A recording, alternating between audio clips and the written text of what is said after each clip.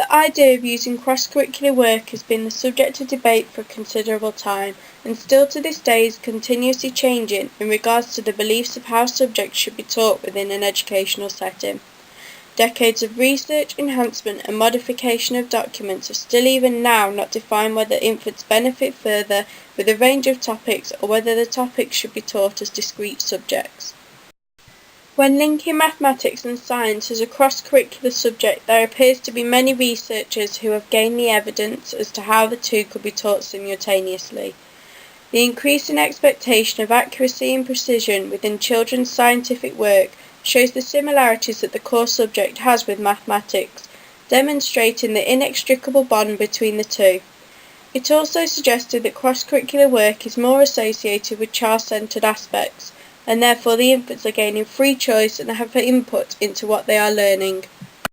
This information generates the questions: should mathematics and science be taught together if the link is so strong? As importantly, how would the child's educational journey differ if the subjects were connected? Ideas are constantly changing, which creates new evidence on how teaching should be conducted.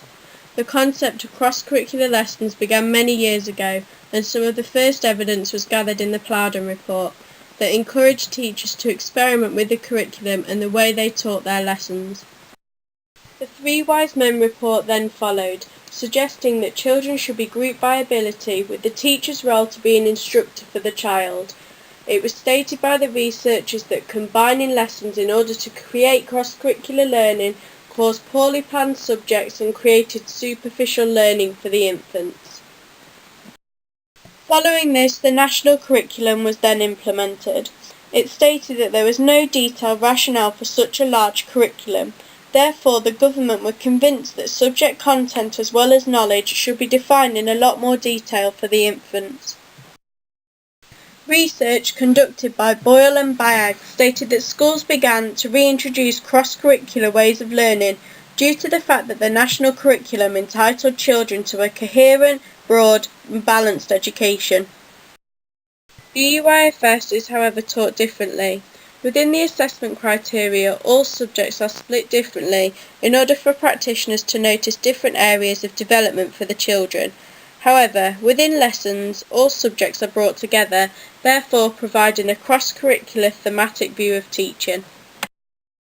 The change of beliefs is still to this day apparent, as the national curriculum has changed in 2014 and that has recognised the issues by stating that there is no single way of teaching.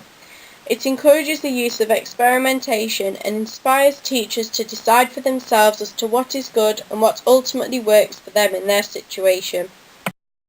The use of cross-curricular lessons is said to be more significant if the subjects are linked to an area of interest. Therefore, within the new documentation, if the practitioner feels the children would learn best and understand areas easier with links, then this approach should be conducted within the classroom. There are clear advantages and disadvantages to all cross-curricular learning, particularly when it relates to maths and science. One of the main restrictions within a setting is the fact that many teachers receive little or no training in cross-curricular aspects.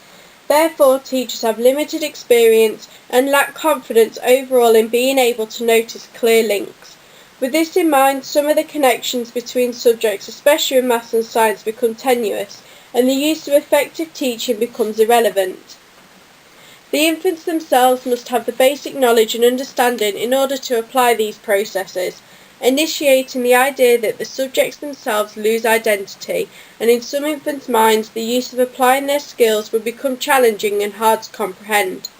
In some lessons the learning may become fragmented, as practitioners are trying to pass on too much information for the children to understand, and therefore no set outcome will be achieved at the end of the session, consequently resulting in limited opportunities and ultimately damaging their learning.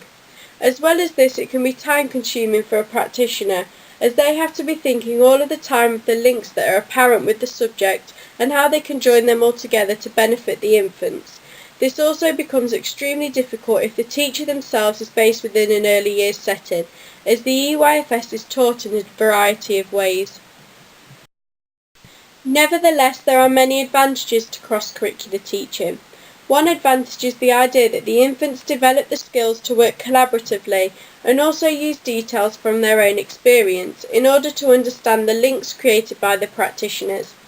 This is evident when conducting games in the early years and taking part in scientific experiments with older infants.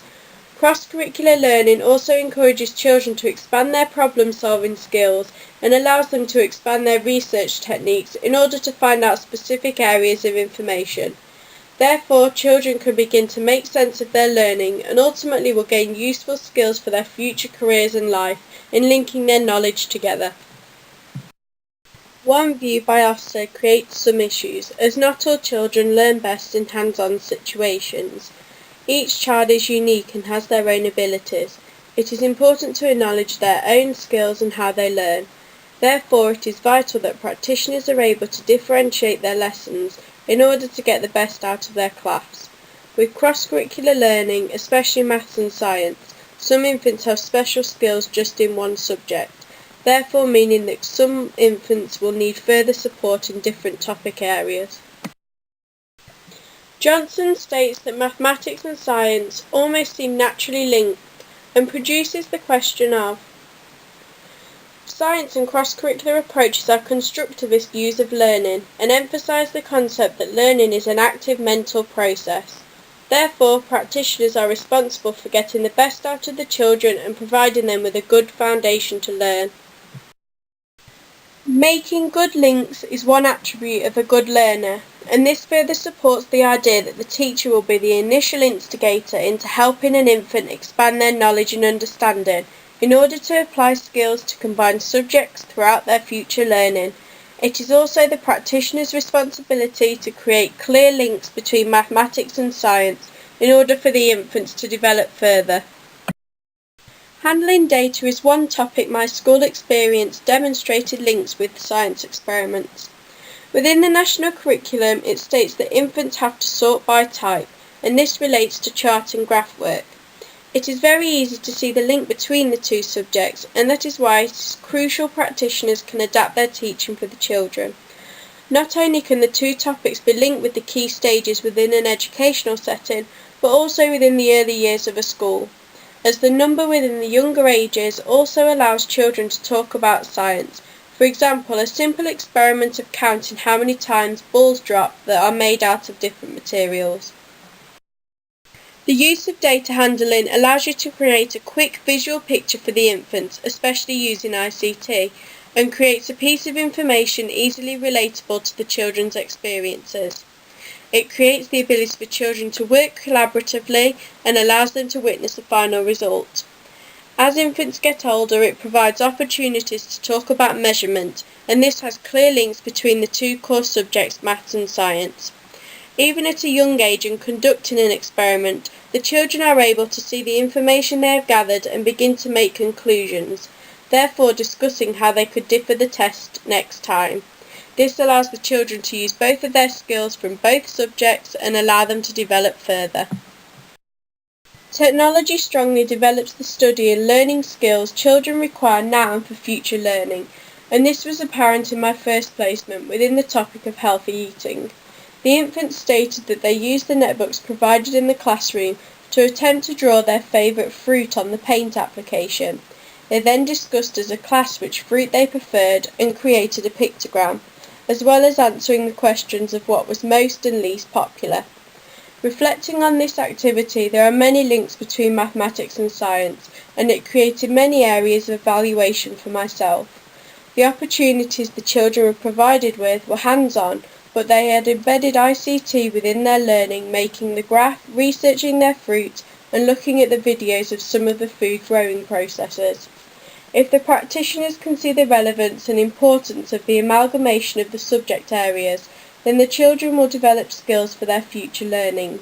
The use of data handling starts from a young age, but infants will not understand the concept of creating their own findings until they reach higher years within the school.